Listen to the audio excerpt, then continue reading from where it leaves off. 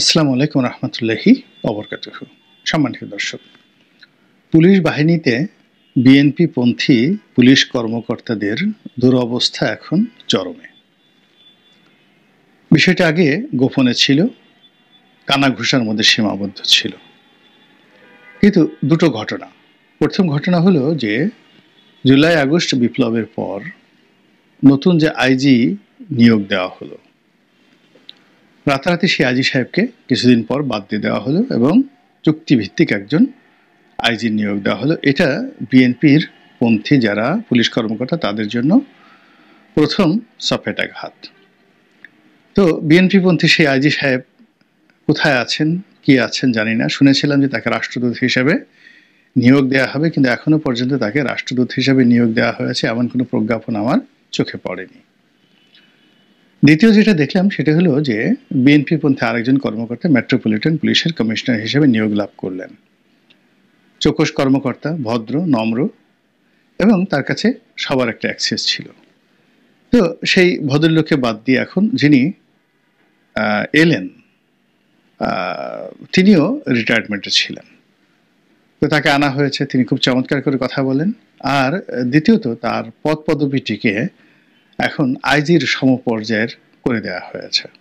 অর্থাৎ বাংলাদেশে এখন পুলিশের দুজন আইজি রয়েছেন, যিনি পুলিশ হেডকোয়ার্টারে বসেন আর যিনি মেট্রোপলিটন পুলিশ হেডকোয়ার্টারে বসেন। তো এরকম একই সঙ্গে সমমর্যাদা সম্পন্ন দুই ব্যক্তি এটি পুলিশ প্রশাসনে ইতিপূর্বে কখনো ছিল না। ৩ নম্বরে যেটা আছে সেটা হলো মহানগর পুলিশের যে গোয়েন্দা বিভাগ, যেটা হারুন যেখানে কাজ করতেন, মনির যেখানে কাজ করতেন, ডিবি মনির হিসেবে যিনি পরিচিত ছিলেন, তো সেই জায়গাতে রেজাউল করিম মল্লিক নামক একজন ভদ্রলোক, তাকে নিয়োগ দেওয়া হলো। বিএনপি জমানাতে তিনি গুলশানের ওই এলাকাতে এডিশনাল এসপি পদমর্যাদায় একজন কর্মকর্তা হিসেবে রত ছিলেন এবং বিএনপি পন্থী ভদ্রলোক মানুষ, হার্টে একটু প্রবলেম আছে কিন্তু হার্মফুল নয়, মানে তার মানে শারীরিকভাবে একটু দুর্বলতা আছে। বাড়ি সম্ভবত ফরিদপুর জেলার শিবচরের দিকে তার বাড়ি। তো এই ভদ্রলোক এখানে যোগদান করার পরে ভীষণ রকম সমালোচনা হলো, বিশেষ করে জামাতপন্থী যারা লোকজন, তার একটা ছবি ছিল, সেই ছবিটা হলো চশমা চোখে দেওয়া একটা ছবি। ছবিটা বিভৎস এবং অনেকটা সন্ত্রাসী টাইপের একটা ছবি, সেটা দেখে মনে হতো।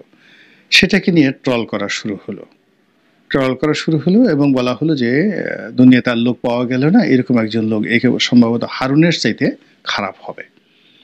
কিন্তু চেয়ারে বসার পর তিনি অদ্ভুত কতগুলো কাজ শুরু করলেন। প্রথমত তিনি পরিশীলিত পোশাক পরলেন।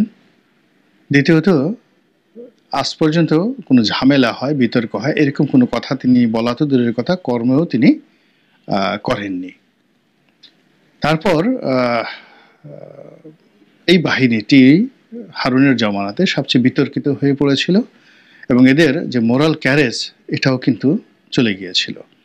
তো সেই বাহিনীটিতে একটা চেইন অফ কমান্ড প্রতিষ্ঠা করে সেই বাহিনীর মাধ্যমে তিনি আওয়ামী লীগের অনেক নেতাকর্মীকে তিনি গ্রেপ্তার করেছেন ডিবির মাধ্যমে। এটি নিঃসন্দেহে তার সম্পর্কে যারা নেতিবাচক চিন্তা ভাবনা করেছিল তাদের জন্য এটা একটা ব্যর্থতা ছিল। তো তিনি যখন এরকম একটা ভালো কাজ করছিলেন, হঠাৎ করে মেঘনা আলমের নামক একজন যে মডেল আছেন তাকে গ্রেপ্তার করার ঘটনা বা অন্য যে কোনো ঘটনা থাকতে পারে বা পুলিশের অভ্যন্তরে আরও অনেক কিছু হতে পারে, সামহাও তাকে তার পদ থেকে সরিয়ে তাকে ডিএমপি হেডকোয়ার্টারে সংযুক্ত করা হয়েছে। এই হলো খবর। এখন এই খবরের পাশাপাশি অন্য যে খবরগুলো রয়েছে সেটা হলো বেশ কয়েকটি ডিআইজি পদ, যেটি রাতারাতি বিএনপি পন্থী কর্মকর্তারা দখল করে নিয়েছিলেন, বেশ কয়েকটি গুরুত্বপূর্ণ ডিআইজির পদ। এখন এই সকল ডিআইজির পদ থেকে বেশ কয়েকজনকে সরিয়ে আনা হয়েছে, তাদেরকে অগুরুত্বপূর্ণ জায়গায় দেওয়া হয়েছে এবং তারা বলতে গেলে সেই অগুরুত্বপূর্ণ জায়গাতে অনেকটা ওএসডির মতো হয়ে আছেন। বেশ কয়েকজন ডিআইজি যারা ৩-৪ মাসের বেশি ডিআইজি হিসেবে কাজ করতে পারেননি। ডিআইজির পরে পুলিশের যে জয়েন্ট কমিশনার অথবা এসপি লেভেলের যে সকল কর্মকর্তা, ঢাকা মেট্রোপলিটনে যেগুলো ডিসি, বিভিন্ন যে জোন আছে জোনের ডিসি, এখানেও বিএনপি পন্থী যারা কর্মকর্তা রয়েছেন তারা রাতারাতি প্রথম ২-৩ মাস বেশ আনন্দে ছিলেন, সুখে ছিলেন। কিন্তু এখন তারা বলতে গেলে অনেকটা অপাংতেয় আওয়ামী লীগের নেতাকর্মীদের মতো হয়ে গেছেন। তারা ঊর্ধ্বতন কর্মকর্তাদের সঙ্গে সাবলীলভাবে কথা বলতে পারেন না, এমনকি চেষ্টা করলেও কাউকে টেলিফোনে যোগাযোগ করতে পারেন না, দেখা সাক্ষাৎ করতে পারেন না। এবং তারা যদি তাদের কোনো সমস্যা নিয়ে ঊর্ধ্বতন কর্তৃপক্ষের দৃষ্টি আকর্ষণ করতে চান, এটা প্রায় অসম্ভব হয়ে পড়ে। বেশ কয়েকজন ডিসি লেভেলের কর্মকর্তার সঙ্গে আমি কথা বলে এরকমভাবে জেনেছি। এখন এটা এরকম হলো কেন? এরকম হলো পুলিশের বেশ কয়েকজন বিতর্কিত কর্মকর্তা, আলোচিত সমালোচিত কর্মকর্তা ছিলেন। এদের মধ্যে বেশ কয়েকজন তারেক রহমান সাহেবের খুবই ঘনিষ্ঠ হিসেবে পরিচিত। তো আগস্ট বিপ্লবের পর দুটো ঘটনা ঘটল। একটা হলো সচিবালয়ে বেগম খালেদা জিয়ার যিনি প্রাইভেট সেক্রেটারি মিস্টার সাত্তার, তার নেতৃত্বে কর্মকর্তারা বিএনপিপন্থী কর্মকর্তাদেরকে ভালো ভালো লোভনীয় পদ পদবিতে বসানোর জন্য তারা সর্বোচ্চ চেষ্টা করলো। কিন্তু অল্প কয়েকটা ক্ষেত্র ছাড়া বেশিরভাগ ক্ষেত্রে তারা জামাতের লোকের কাছে একেবারে রাম ধরা খেয়েছে। শুধু রাম ধরা খায়নি, তারা একেবারে সচিবালয়ে ঢোকা থেকে বলতে গেলে নিজেদেরকে মাহরুম করে ফেলেছে। এখন যতটা শুনেছি যে সাত্তার সাহেব সেই অফিসার্স ক্লাবের যে নেতৃত্ব সেটা নিয়ে তিনি এখন তৃপ্তিতে আছেন। অন্যদিকে পুলিশের যে সকল সাবেক কর্মকর্তা যারা সেই হাওয়া ভবনের যুগে হাওয়া ভবনের খুব ঘনিষ্ঠ ছিলেন, বগুড়া কেন্দ্রিক যাদের কানেকশন ভালো ছিল এবং তারেক রহমান সাহেবের সঙ্গে তাদের ব্যক্তিগত বন্ধুত্ব ভালো ছিল, এদের মধ্যে কারো কারো বদনাম নেই, আবার কারো কারো বদনাম আছে। তো এরা পুলিশের যে অফিসার্স মেচ আছে সেখানে বসে তারা একটা ম্যাটিকুলাস ডিজাইন করেছিল। সেই ডিজাইন হলো যে আওয়ামী লীগপন্থী কর্মকর্তাদেরকে বাদ দেওয়া, বিএনপিপন্থী কর্মকর্তাদেরকে প্রতিষ্ঠিত করা, পুলিশ সংস্কার আইনকে বাস্তবায়ন করা এবং পুলিশের গৌরবোজ্জ্বল ভূমিকা ফিরিয়ে আনা এবং মিলিটারির যে র্যাঙ্ক এবং ব্যাজ আছে, পতাকা আছে, ঠিক ওই পর্যায়ে র্যাঙ্ক এবং ব্যাজে পুলিশকে মিলিটারির সমপর্যায়ে নিয়ে যাওয়া। তো এইগুলো নিয়ে তারা কাজকর্ম করছিলেন।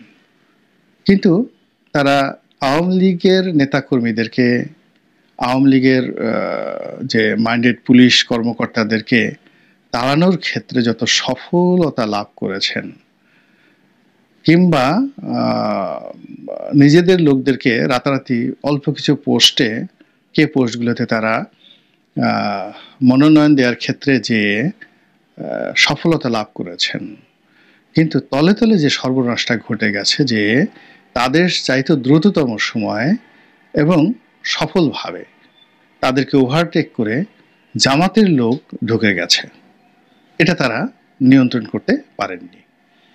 দ্বিতীয়ত, তাদের এই কর্মকাণ্ডকে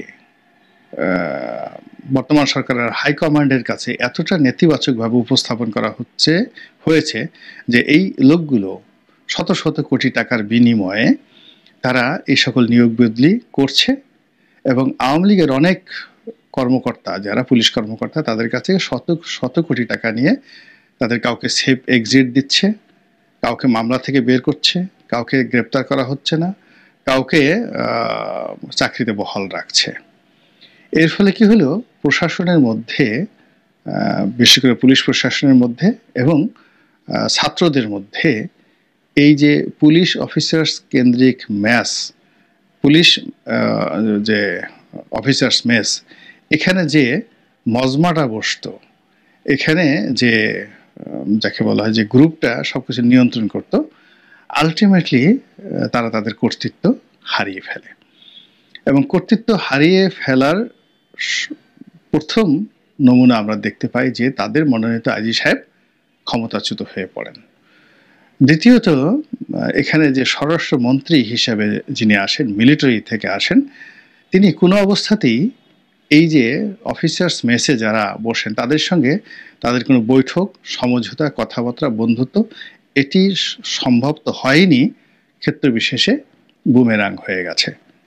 ফলে এখানে সেনাবাহিনীর পক্ষ থেকে মূলত যাকে দেওয়া হয়েছে, এখন যিনি লেফটেন্যান্ট জেনারেল যিনি এখন আছেন স্বরাষ্ট্র উপদেষ্টা, তার সঙ্গে বিএনপি পন্থী ওই যে সাবেক কর্মকর্তা যারা রিক্রুটমেন্টের দায়িত্বে ছিল, যারা নিয়োগ বদলির দায়িত্বে ছিল, তো তাদের সম্পর্কে একটা ব্যাড মেসেজ চলে যায় ক্যান্টনমেন্টে, তাদের সম্পর্কে একটা ব্যাড মেসেজ চলে যায় মন্ত্রণালয়ে, এবং ব্যাড মেসেজ চলে যায় ডক্টর মোহাম্মদ ইউনূস। এবং একই সঙ্গে এই লোকগুলোর সাথে যেহেতু তারেক রহমান সাহেবের সঙ্গে খুবই ভালো সম্পর্ক, কাজেই তারেক রহমান সাহেব সম্পর্কেও এই 3 জায়গাতে, অর্থাৎ ক্যান্টনমেন্টে, সচিবালয়ে, পুলিশ হেডকোয়ার্টারে এবং সর্বোপরি ডক্টর মোহাম্মদ ইউনূসের দপ্তরে একটা নেতিবাচক খবর চলে যায়। এবং সেই নেতিবাচক কি, এগুলো আমি মুখে বলতে পারবো না, এগুলো যারা জানেন তারা খুব ভালো করে জানেন। তো এই গেল দ্বিতীয় স্তর। তারপরে যেটা হলো সেটা হলো যে এই যে আওয়ামী লীগপন্থী যে সমস্ত কর্মকর্তা রয়েছেন, তাদের সঙ্গে হয়তো এই সকল কিছু কর্মকর্তার যোগাযোগের কিছু অডিও ক্লিপ এটা সংশ্লিষ্ট সেন্সিটিভ জায়গাগুলোতে চলে গেছে। 2 নম্বর হলো যে এদের কারো কারো বিষয়ে কিছু নেতিবাচক তথ্য এবং প্রমাণ চলে গেছে। তো এর ফলে কি হলো, পুলিশের মধ্যে বিএনপির যারা সত্যিকার অর্থে ডেডিকেটেড কর্মকর্তা, সেই তাদের কপাল পুড়ে গেছে এই সাবেক যে গ্রুপটি যারা ম্যাচে বসে, অফিসার্স ম্যাচে বসে পুলিশের ব্যাপারে এইভাবে হম্বিতম্বি করতো, তালিকা করতো, সকল খুব ব্যস্ততা দেখাতো তাদের কারণে। আর এই যে তাদের এই কর্মকাণ্ডের উপরে রীতিমতো কুঠারাঘাত করা হয়েছে যখন ডক্টর মোহাম্মদ ইউনূসের পক্ষ থেকে একজন বিশেষ সহকারী খুদা বক্স চৌধুরী তাকে নিয়োগ দেওয়া হয়েছে। তিনি একজন নিরপেক্ষ মানুষ, সৎ মানুষ, বিএনপির জমানাতে তিনি আইজি ছিলেন, কিন্তু কখনো বিএনপি করেননি।